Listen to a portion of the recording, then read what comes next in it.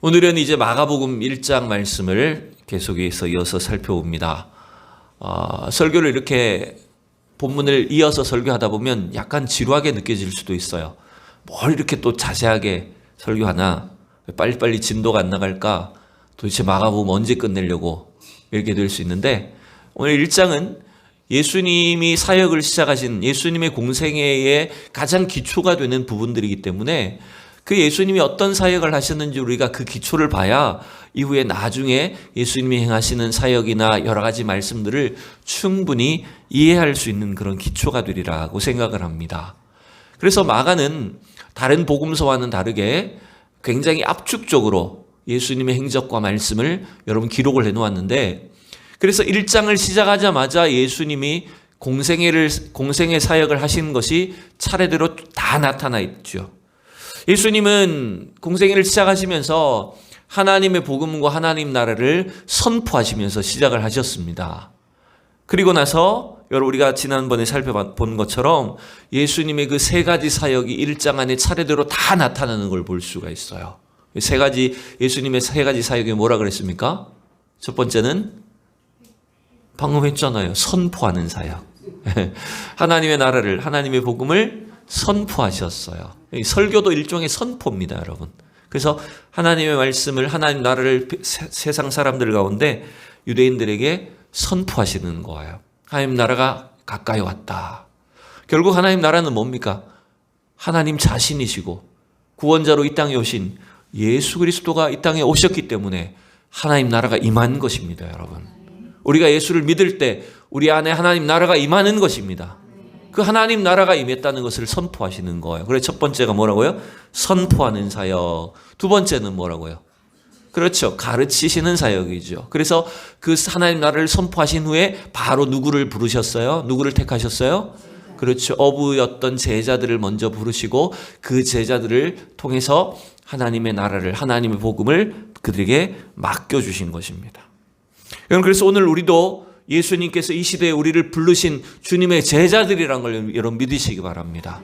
그래서 주님의 복음이 우리가 무엇인지를 날마다 깨닫고 또 그 복음을 땅끝까지 증거할 사명을 부여받은 우리는 예수 그리스도의 제자다라고 하는 걸 여러분 기억하셔야 돼요. 그래서 선포하는 사역, 두 번째는 가르치는 사역, 세 번째는 뭘까요? 그렇죠. 치유하는 사역을 하시는 거죠. 그래서 오늘 본문이 21절부터 읽은 이 본문은 그 뒷부분을 계속 살펴보면 예수님이 각종 질병과 또 여러 귀신 들린 자들을 고치시고 치유하시는 것이 나타나는 본문입니다. 그래서 예수님의 21절부터 오늘 예수님의 치유 사역이 시작되는 부분이다라고 여러분 할 수가 있어요. 자, 그래서 마가복음에 기록된 이 예수님의 첫 번째 치유 사역이 뭐였냐면 가버나움 회당에서 한 귀신 들린 사람을 고치신 그런 장면입니다. 여러분 우리가 귀신에 대해서 한번 먼저 생각을 해보죠. 혹시 귀신이 있는 것 같습니까? 없는 것 같습니까? 그럼 보셨어요? 어떻게 아셔요, 여러분? 귀신을 안 보고도 어떻게 귀신이 있는지 없는지 아십니까? 성경에 귀신이 나오니까 그러죠, 그죠? 당연히. 네. 항상 성경이 근거가 되는 겁니다. 성경에 예수님이 귀신을 분명히 쫓아내셨으니 분명히 귀신은 있다는 거죠. 자, 그 유명한 기독교 저술가인 영국의 C.S. 루이스라는 사람은 그가 쓴 책에서 이렇게 설명합니다. 그는 이제 그 약간 소설과 같은 책이었지만 그 책을 통해서 우리 그리스도인들에게 이런 교훈을 줘요. 특별히 이런 귀신의 존재에 대해서, 영적인 존재에 대해서 양극단에 치우치지 말라고 말합니다. 그게 무슨 뜻일까요? 양극단은 뭐냐면 너무 귀신을 민감하게 생각을 해서 모든 걸 다 귀신과 연관지어서 설명하려고 하는 것. 너무 귀신에 대해서 민감하게 생각하고 그 귀신을 두려운 존재로 생각하는 것도 그건 극단적인 생각일 수가 있고, 또 하나 반대는 뭘까요? 이쪽 극단은 뭘까요?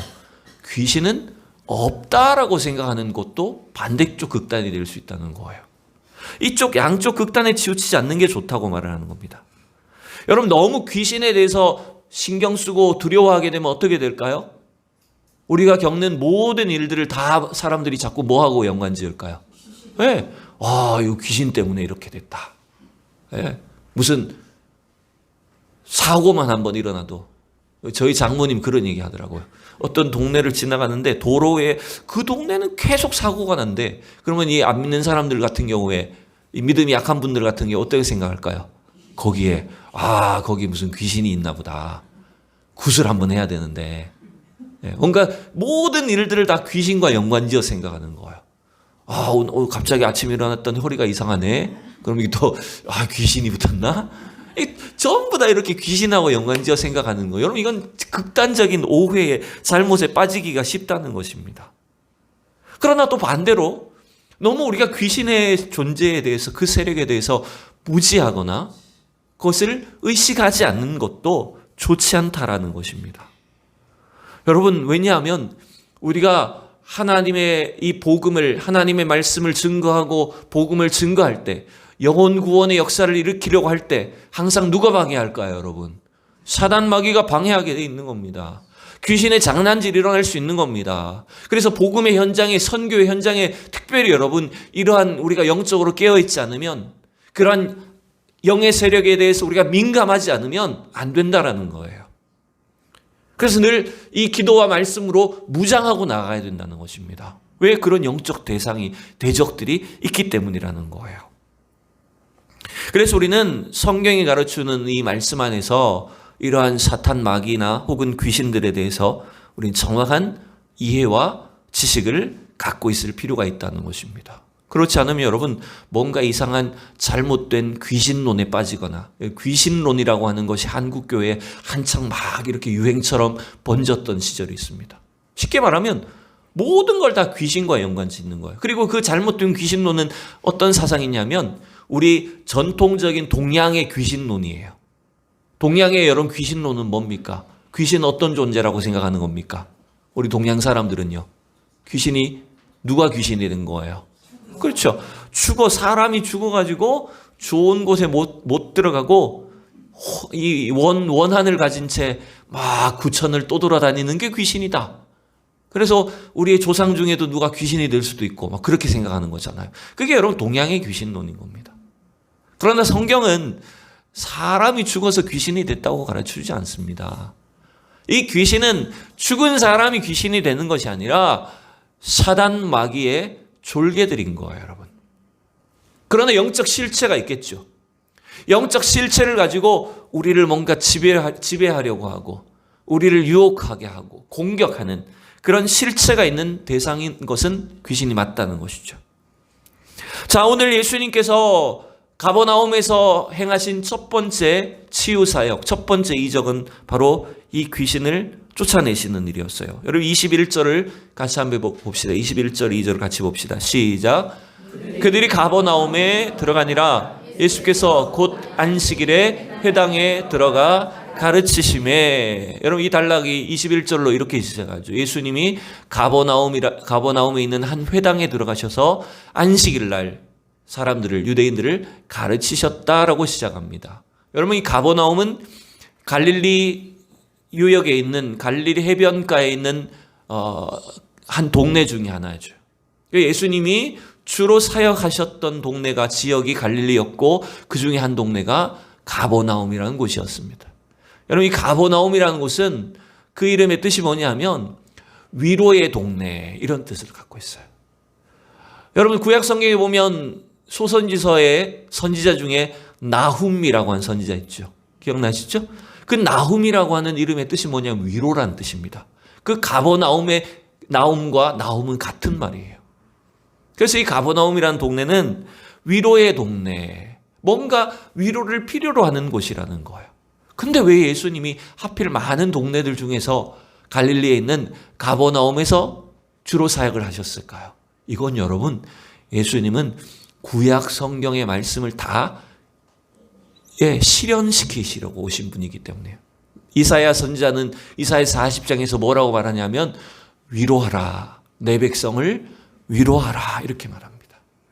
즉 이 땅에 참으로 위로가 필요한 곳, 그곳이 어디였냐면 그곳이 바로 가버나움이라는 동네였다는 거예요. 그래서 죄로 인해서 망가진 인생들을 고치시고 치유하심으로 인해서 참된 위로자가 되신 분이 바로 예수님이라는 거예요. 그 예수님이 그 가버나움 동네에 안식일 날 회당에 들어가셔서 유대인들을 가르치셨다는 겁니다. 안식일을 지키시기 위해서가 아니라 유대인들에게 하나님의 말씀이 무엇인가를 가르쳐 주시기 위해서 가르치시는 사역을 하신 거죠. 선포하시는 사역을 하신 거죠. 그때 그 말씀을 들을 때 이 사람들이, 유대인들이 어떻게 반응을 합니까? 22절 같이 읽어봅시다. 시작. 무사람이 그의 교훈에 놀라니 이는 그가 가르치시는 것이 권위 있는 자와 같고 서기관들과 같이 아니함이로라. 여러분, 예수님의 말씀을 들을 때 우리가 만약 예수님의 말씀을 직접 이 자리에서 듣는다면 어떠실까요, 여러분? 너무너무 좋겠죠, 그죠? 그리고 오늘 이 유대인들은 예수님의 말씀을 한 번도 들어본 적이 없는 사람들, 예수님께서 가르쳐 주시는 그 성경 구절을 들을 때 깜짝 놀랐다는 거예요. 그의 교훈에 놀랐어요. 왜?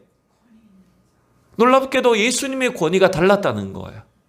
여러분, 이 당시에 가르치는 사람들은 주로 누구였을까요? 그 회당에 있는 서기관들이었을 거예요.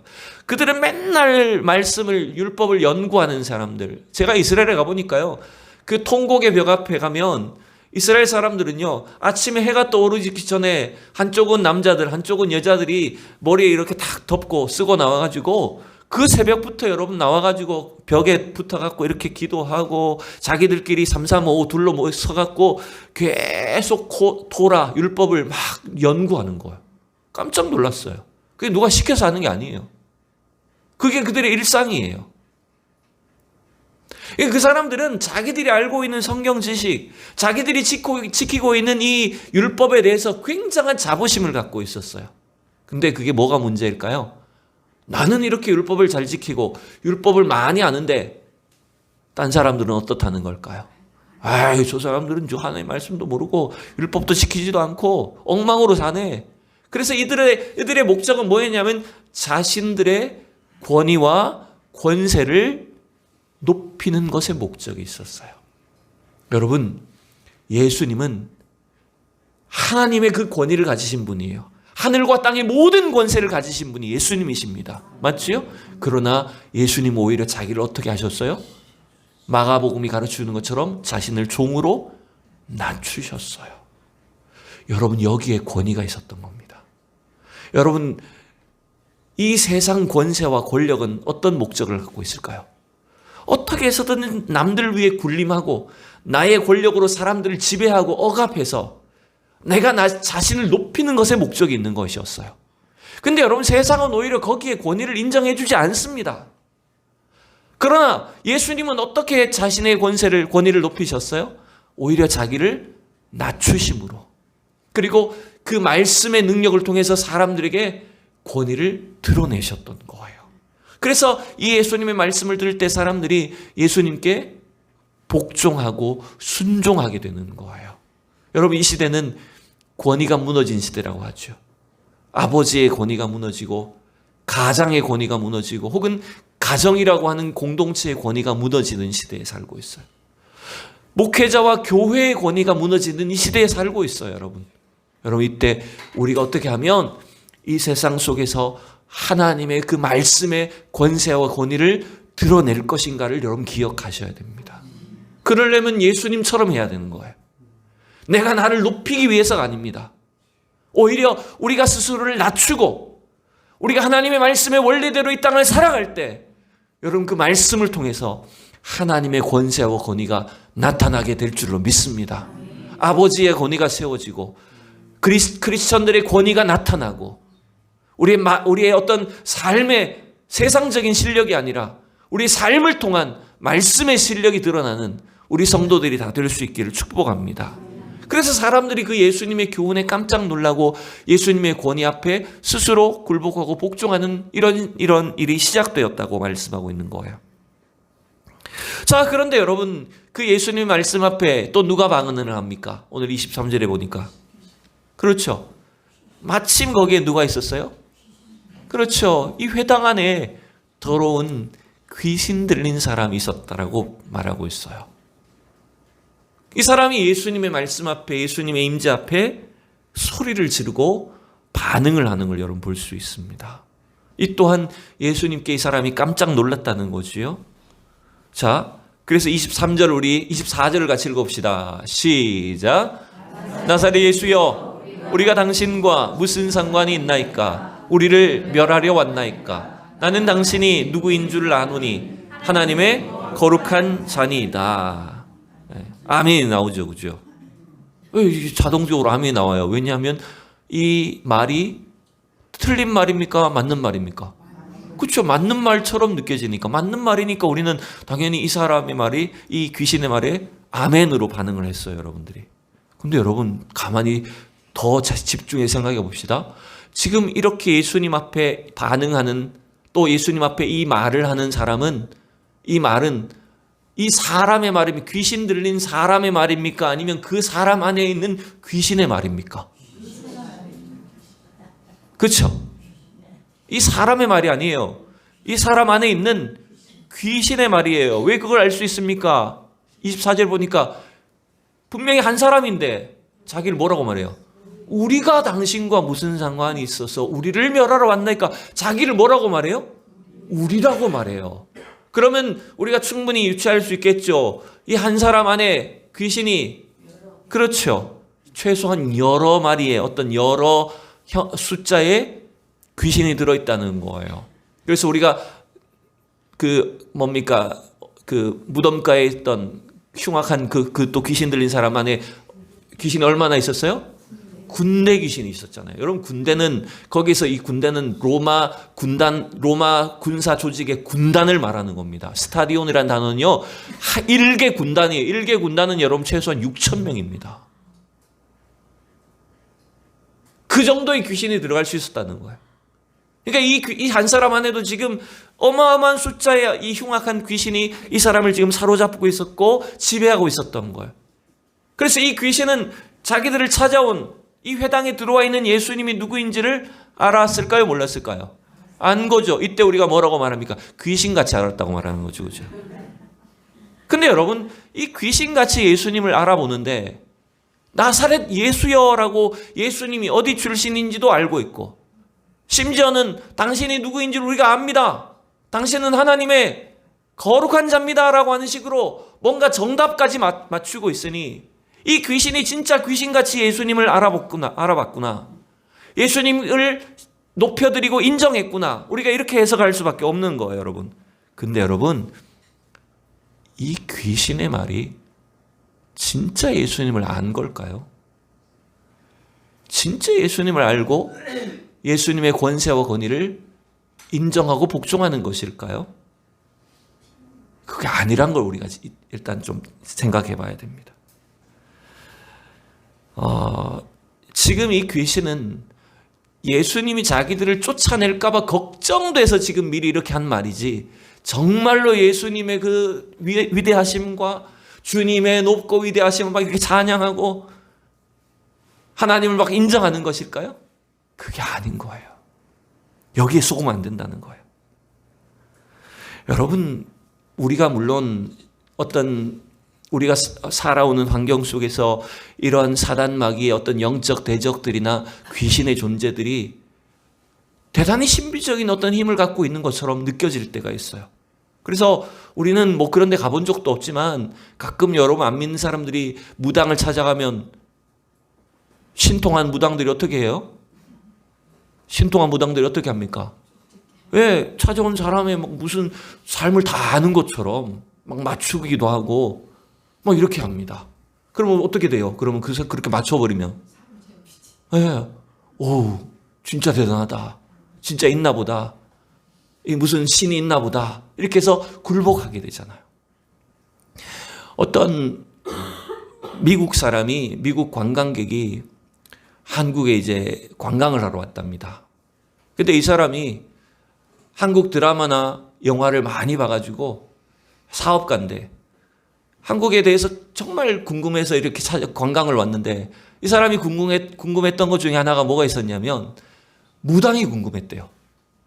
한국 영화나 드라마에 보니까 무당들이 가끔씩 나오는데 막 무당이 막 이렇게 귀신도 쫓고 쪽집게처럼 뭐 맞추고 이런 게 자기가 너무 신기하더라는 거예요. 그래서 가이드를 졸라가지고, 여러분 무당한테 가는 관광 코스가 어디 있습니까? 근데 가이드를 막 졸라가지고 제발 무당한테 데려가 달라고 자기를. 그렇게 해서 이 가이드가 난감하지만 검색을 해가지고 무당을 한 명을 찾아갔대요. 관광객을 데리고. 그래서 이 무당한테 가서 이 사람 이제 한번 사주를 봐달라. 점을 한번 쳐달라. 이렇게 했겠죠? 그러니까 무당이 엄청 난처해 하더라는 거예요. 왜? 아니, 나 영어를 못하는데 어떻게 하냐. 그리고 외국인은 사주도 못 본다. 안 나온다. 막 이러면서 막 거절을 했대요. 그러니까 이 외국인이 너무 간절하게 내가 돈을 얼마든지 줄 테니까 막 2배, 3배 줄 테니까 제발 좀 봐달라고. 통역이 있잖아요. 가이드가 통역을 해주니까 제발 좀 자기 이걸 좀 봐달라고 막 부탁을 했다는 거예요. 그래서 이 무당이 이렇게 이제 사주를 보면서 이런 말을 했대요. 당신 보니까 당신 가족 중에 먼저 죽은 사람이 있네? 그 죽은 가족이 당신한테 미안하다고 말한다. 이렇게 한 거예요. 그걸 통역을 막 했대요. 그랬더니 외국인이 깜짝 놀라가지고,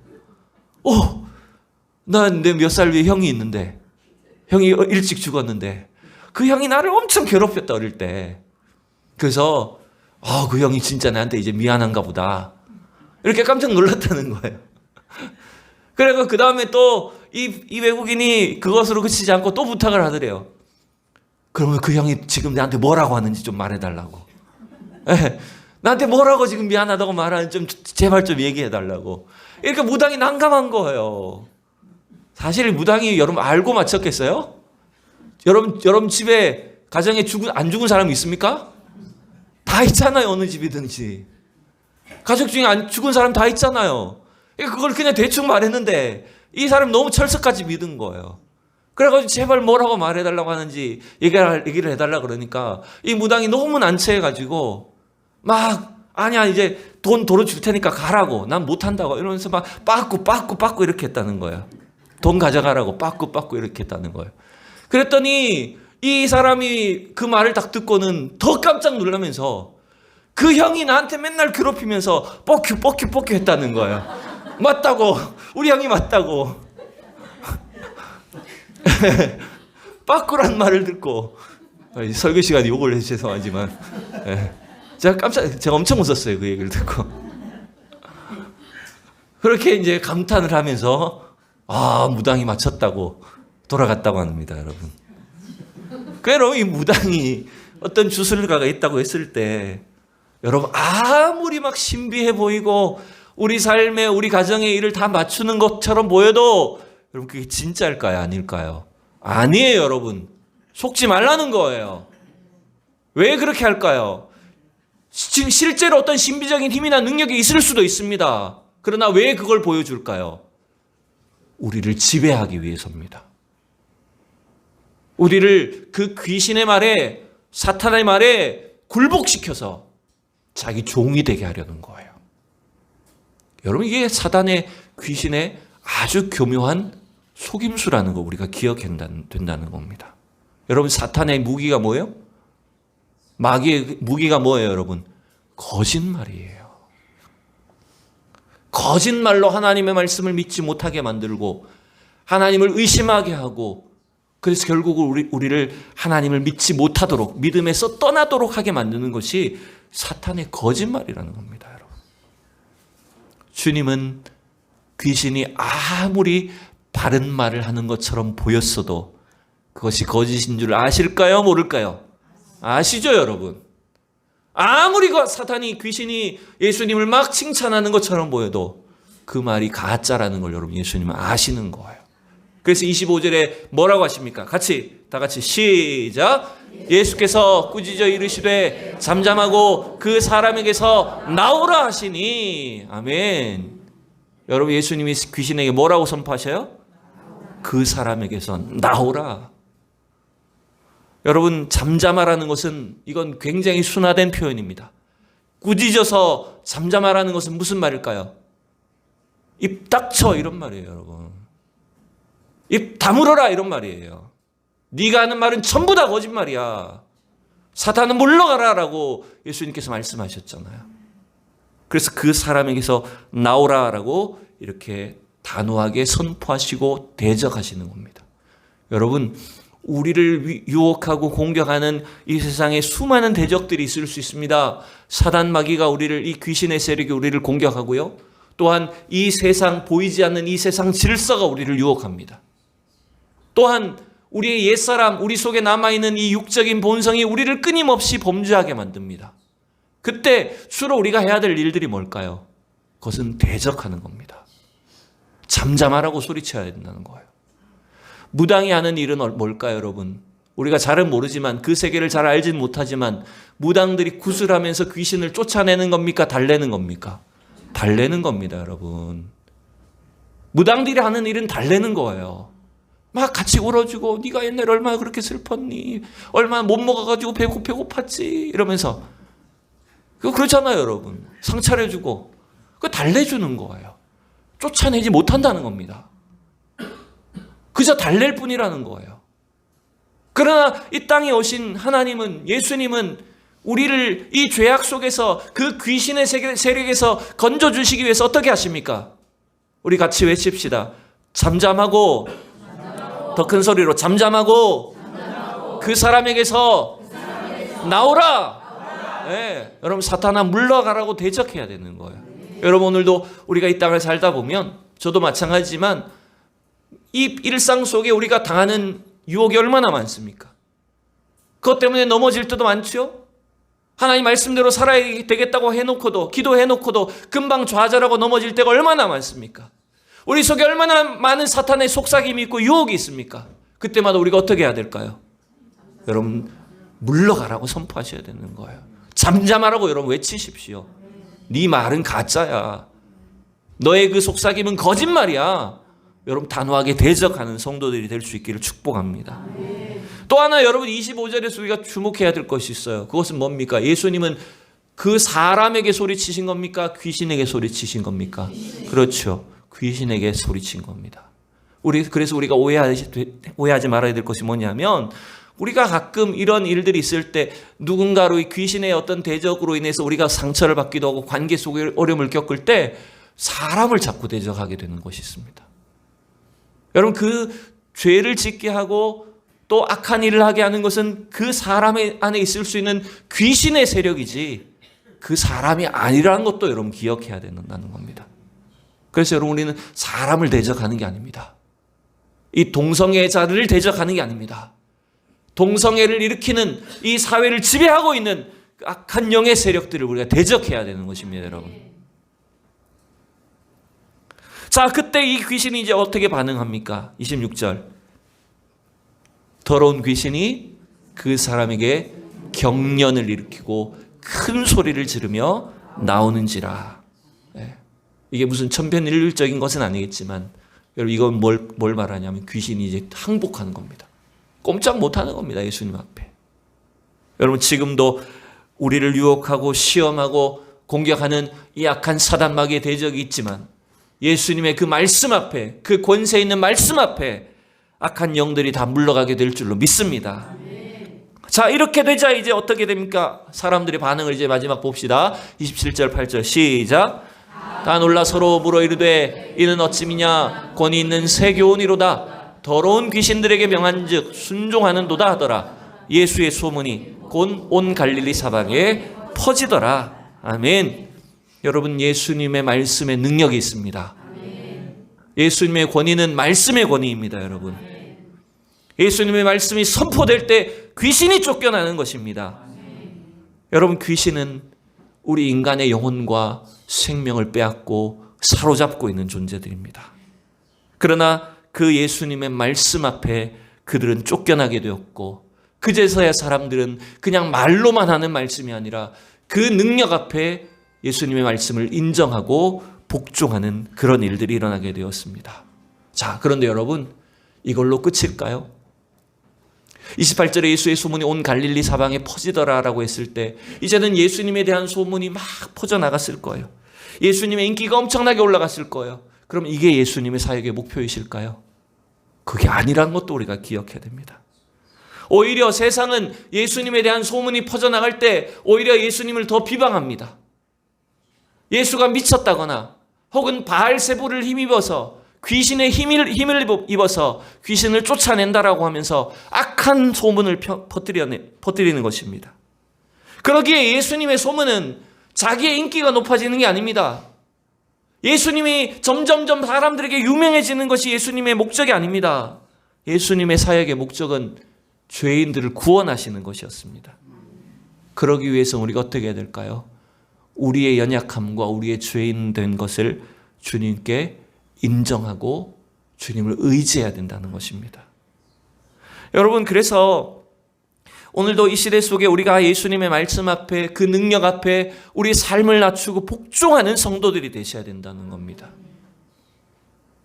또한 여러분, 오늘 이 예수님께서 우리에게 보여주셨던 것처럼 단순히 여러분 인기를 끌고 사람들에게 소문을 내는 게 목적이 아니라 예수님 뭘 하실까요? 자, 요 부분을 먼저 제가 순서를 바꿨네. 30절, 31절을 읽어봅시다. 시작. 시몬의 장모가 열병으로 누워있는지라 사람들이 곧 그 여자에 대하여 예수께 여짜온대 나아가사 그 손을 잡아 일으키시니 열병이 떠나고 여자가 그들에게 수종드니라. 여러분 이 여자는 누구예요? 시몬 베드로의 장모가 열병에서 치유된 사건이에요. 자, 이러한 예수님의 말씀의 능력과 은혜를 체험한 것이 중요한 것이 아니라 그 다음에 뭐가 중요할까요? 마지막에. 그렇죠. 물론 이것은 예수님을 대접했다는 의미일 수도 있겠지만 오늘도 우리가 배워야 될 것이 뭐냐면 단순히 이런 기적과 은혜가 나타나는 것만 중요한 것이 아니라 우리는 온전히 예수님의 말씀을 따르는 사람들이 되어야 된다는 거예요. 끝까지 주님의 말씀을 따라가는 말씀의 제자들이 될 수 있기를 축원합니다.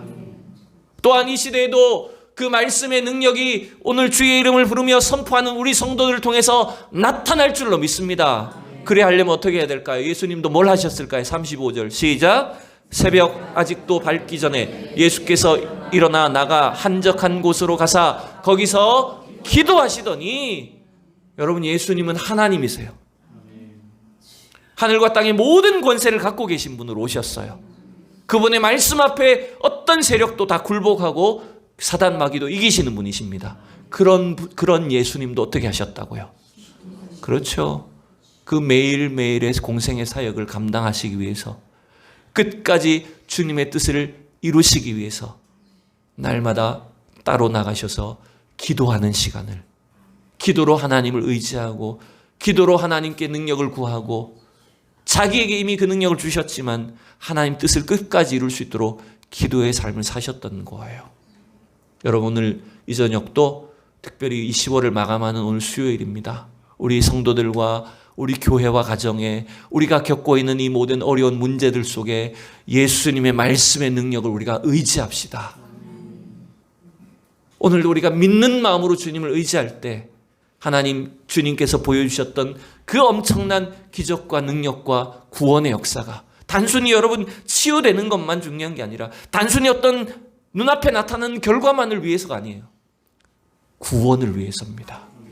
한 영혼 한 영혼이 구원받는 역사가 일어날 수 있도록 하나님 오늘도 이 악한 사단 마귀의 권세를 우리가 대적하고 이기게 하여 주시옵소서.